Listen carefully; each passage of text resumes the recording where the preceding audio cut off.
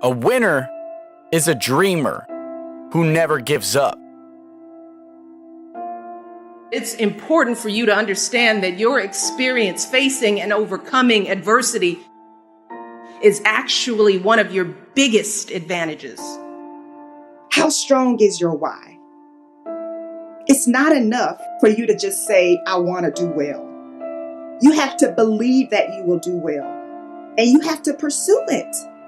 You have to keep going when you run into challenges. Those who succeed are not fearless. They had to show up even when they were afraid. And I know it's difficult to follow your dreams, but it's even worse if you don't. You have to find a way to build your own dream, or someone else will hire you to build theirs. If you give up on your dream, what's left? See, self-discipline begins with the mastery of your thoughts. If you don't control what you think, you can't control what you do. Your dreams are important. They are significant. They are valuable. They matter. You need to take your life, your goals, your inspirations, your aspirations, your desires seriously. Because if you don't, no one else will. You do have the power to create an amazing future. It's okay to rest. It's okay to take a break. It's okay to take some time to pull your thoughts together. But it's not okay to quit. See, self-discipline is the bridge between goals and accomplishment. Self-discipline is the magic power that makes you virtually unstoppable. Self-discipline is the center of the universe for success. Self-discipline is doing within while you're doing without. There are going to be times when you feel like you're losing your mind, and you study for hours, and you're going to take an exam, and you will not pass. A student is resilient. A student is disciplined. A student is committed. A student is consistent. Why did you start in the first place? And what was the emotion, the feeling? What was the science and the psychology behind the decision that you made? And 9 times out of 10, I can tell you why you started. You started because you were hungry. This is the year of the breakthrough. This is the year of the what? Breakthrough. This is the year of the what? Breakthrough. This is the year of the what? Breakthrough. Act like you hear me. Every dream requires discipline. Every dream requires discipline. You are your only limit. Your potential is endless. Go do what you dreamed you could do. Believe you can, and you're halfway there. Some of you are interested in this work, and you like telling people you do it. It make you feel good. But you're not 120 though. Some of you are committed, but this like your side hustle. I'm just being real, y'all. I was fully committed. I left everything and started doing it. And because I was fully committed, the world responded to that commitment. But you just interested. You're not really committed to it. You're not putting in 50, 60 hours. When my wife got diagnosed with MS, I never quit doing the work because I wasn't doing it for people. I was doing it for the kids that I was doing it for. So even with MS, she had to quit her job. I had to take it to another level. Some of y'all are negotiating, not because of the company. You negotiate because you're not the best at what you do. And I need y'all to go back and be the best at what you do. And then I need y'all to come together as the best and then take this thing to the next level. And there are some of you, you know what you want.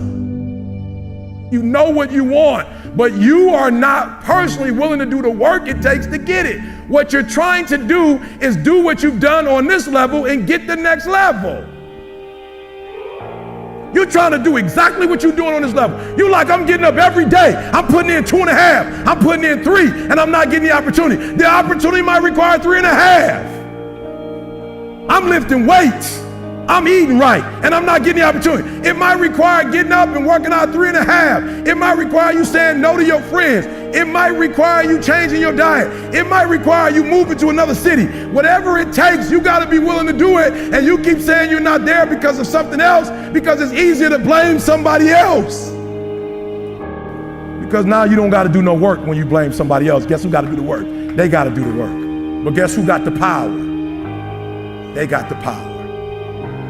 How many of y'all tired of other people having the power? Let me see your hand. You want the power. I'm just being real. Hands down. Hands down. Think about what I just said. How many of you want the power? Let me see your hands. Good. Write down next to your crazy idea some of the things that you know you're doing wrong that's messing up what you're doing.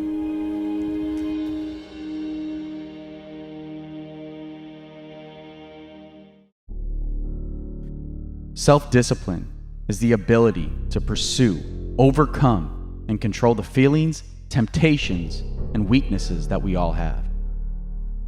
Self-mastery can be seen if you're willing to look for it.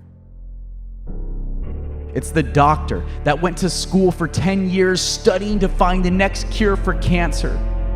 It's the self-control that divides the people who win and the people who gave up. How much self-discipline do you have? Are your goals being met? Are you able to say no to the distractions? Can you take the harder road? Can you climb the mountain of success when you feel out of breath? Self-discipline is a choice that can move you towards or away from your goal. And when you decide to become aware of your choices and form a habit of doing what's best for you, is when you'll start to master self-discipline. Stop overanalyzing and listen to the voice of your heart when making those decisions. Get rid of the alcohol, lose the toxic friends, pick up the book, do the homework, put away the excuses, and start disciplining your mind. Self-discipline cannot be bought. You got to make a commitment to stay focused. In a world that's filled with laziness, pride, greed, lust, gluttony, envy, and anger, we are unrestrained. We overindulge, and we put a lack of effort. We have excessive desires, and we have trouble controlling our feelings. This is part of our human nature. But only the self-disciplined are the ones who can truly control their future. The self-disciplined are the superheroes. The self-disciplined are the winners. You know what it takes. There's no excuse. Be diligent. Be patient. Be generous. Be thankful. Be humble. Be moderate. Be pure. Separate yourself from distractions. Remember that you are in charge. Do not be afraid to fail. Master your mindset. The road may be hard, but the results are priceless. Self-discipline is the only skill needed to master any others. Stay focused. Change your habits. Chase after your goals. Control your thinking. No exceptions. Discipline is remembering what you want. It's choosing between what you want now and what you want most.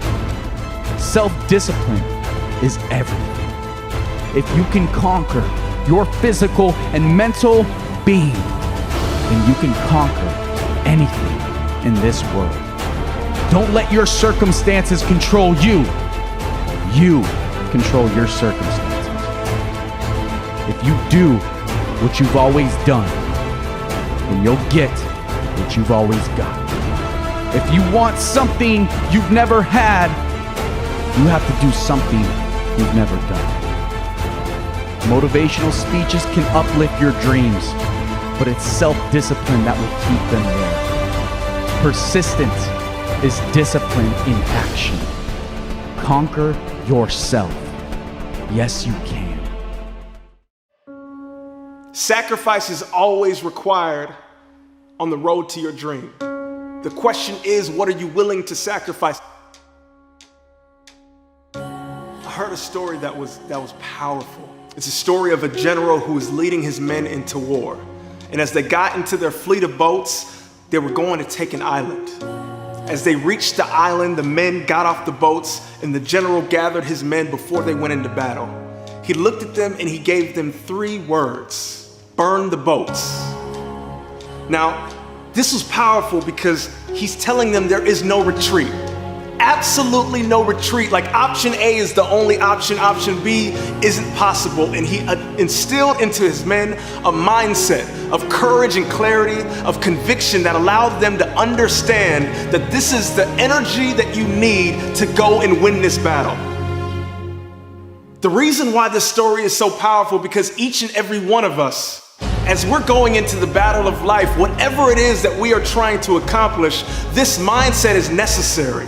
Like you dream getters, when you're going after a goal, when you're going after your aspirations, when you're going after something that might feel different to you, it might be bigger than the shoes that you're in right now, what it's telling you, what the general was telling his men was that I need your mindset to be ready for the war that we have in front of us. And oftentimes, many of us step into new scenarios and new arenas with doubt. We're clouded with doubt. And we wonder why it is so difficult for us to grow into the best version of ourselves. And if you don't have what you want, stop telling yourself the story because you don't have the money, you don't have the time. It's because you haven't committed yourself where you would burn your boats. If you want to take an island, burn your boats, and you will take the island, because people, when they're going to either die or succeed, tend to succeed. And the general was looking at his men and he understood that he needed to literally light a fire within them. He needed to ignite something in them that let them know that he was going to lead them to victory and nothing else. And oftentimes for many of us, that is a difficult mindset to get into. It is very difficult to step into a new arena, a new situation, a new environment, and have the courage, the confidence, the conviction, and the clarity to know that is yours for the taking. Sometimes it will be time. Sometimes it will be effort. Sometimes it will require isolation. Sometimes it will require you to put yourself in environments where you have to grow. Sometimes it will require you to make new relationships and put yourself in environments that you're not aware of. Are you willing to make the necessary sacrifices to become the individual that you need to be to go after that dream? So my question to you, as we step into a new arena, as we're growing into the best version of ourselves, have we burned our boats? Don't look at me like that. Some of you guys have been defeated already in your life. You're saying to yourself, you know what, I got a GED, nobody wants me. I used to be an alcoholic, nobody wants me. My own father used to tell me I was no good, nobody wants me. I'll just work this little dead-end job and we'll figure out what's next, because I don't have anywhere to go. Some of you guys can relate to what I'm saying. Somehow, some way, you've disqualified yourself. I work with so many people and I can relate to it. Nobody can beat you but you. Nobody can stop you but you. But the worst thing you can do is disqualify yourself. Now I'm 50 years old. I got a wife. I got kids. I got mortgages. I got bills. School is over. That's all about the real deal right now. You guys with me? Your mom and dad have this story. Your grandfather, your grandmother has his and her story. Now you are building your story. I was at a track meet one day, and I was watching a 4x1 relay. And I love a 4x1 relay because that first sprinter takes off with the baton in their hand, and they run as hard as they can, as fast as they can, and when they get to the next athlete, they yell, "Stick!" And the next athlete takes off running, but they reach back. They just reach back a little bit. Then they run as hard as they can, as fast as they can, for 100 meters, and they yell, "Stick!" And it's so important to make a successful handoff, because if you don't make a successful handoff, you are disqualified. And the next athlete's turn is to run as hard as you can, as fast as you can, and then they yell, stick, and they hand it to the anchor. That anchor is Carl Lewis. That anchor is Flojo. That anchor is Usain Bolt. And that last 100 meters, whoa, they come around that curve, and all you hear is elbows and form, and they come down and cross that finish line. Oh! So I was at this track meet, and I saw them handing this baton. They kept yelling, stick! Stick! Stick! Your father might be from Russia. Your grandfather might be from Cuba, Colombia. I don't know where they're from, but let me tell you something. At some point, they're gonna yell, stick! And that baton's in your hand. So we don't have time to be silly anymore, would you agree? We don't have time to play games anymore, would you agree? You gotta get that baton in your hand. You gotta run as hard as you can, as fast as you can. And every day in that car in the morning, my dad would just talk to me. Like, son, I'm from Tennessee, sir. Education is very valuable. You cannot devalue education the way education is important, son. That's the way out. Education, working hard, education, getting trained. Smart families are training and development organizations masquerading as a family. All right, now I'm gonna tell you the story. I gotta get out of here. And the story is about, you guys have probably heard about this before. It was a young man who, he wanted to make a lot of money, and so he went to this guru, right? And he told the guru, I want to be on the same level you on. And so the guru said, if you want to be on the same level I'm on, I'll meet you tomorrow at the beach at 4 a.m. He liked the beach. I said, I want to make money. I don't want to swim. So the young man got there at 4 a.m. He all ready to rock and roll, got on the suit. He should have wore shorts. The old man grabs his hand and said, how bad do you want to be successful? He said, real bad. He said, walk on out in the water. So he walks out into the water. Watch this. When he walks out into the water, it goes waist deep. So he like, this guy crazy. Adrian, he like, I want to make money. He got me out here swimming. I didn't ask to be a lifeguard. I want to make money. He got me in. So he said, come out a little further. Walked out a little further. Then he had it right around this area, the shoulder area. So this old man crazy. He making money, but he crazy. He said, come on out a little further. Came out a little further. It was right at his mouth. My man like, I'm about to go back in here. This God is mine. So the old man said, I thought you said you wanted to be successful. He said, I do. He said, walk a little further. He came, dropped his head in, held him down, hold him down. My man getting scratching, holding him down. He had him held down. Just before my man was about to pass out, he raised him up. He said, I got a question for you. Somebody answer the question for me. He said, when you were underwater, what did you want to do? He said, I wanted to breathe.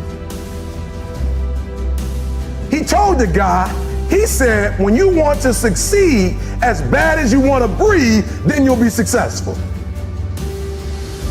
I don't know how many of y'all got asthma in here today, but if you ever had an asthma attack before, you short of breath, the only thing you trying to do is get some air. You don't care about no basketball game. You don't care what's on TV. You don't care about nobody calling you. You don't care about a party. The only thing you care about when you're trying to breathe is to get some fresh air. That's it. And when you get to the point where all you want to do is be successful as bad as you want to breathe, then you'll be successful. And I'm here to tell you, number one, that most of you say you want to be successful, but you don't want it bad. You just kind of want it. You don't want it badder than you want to party. You don't want it as much as you want to be cool. Most of you don't want success as much as you want to sleep. Beyonce said once she was on the set doing her thing, 3 days had gone by, she forgot she didn't eat because she was engaged. I'll never forget when 50 Cent was doing his movie, I did a little research on 50, and 50 said that when he wasn't doing the movie, he was doing the soundtrack. And they said, when do you sleep, 50? Sleep. He said, sleep. Sleep is for those people who are broke. I don't sleep. He said, I got an opportunity to make a dream become a reality. Most of you won't be successful because when you're studying and you get tired, you quit.